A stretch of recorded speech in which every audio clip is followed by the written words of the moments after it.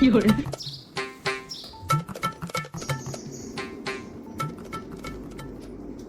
কি করছো?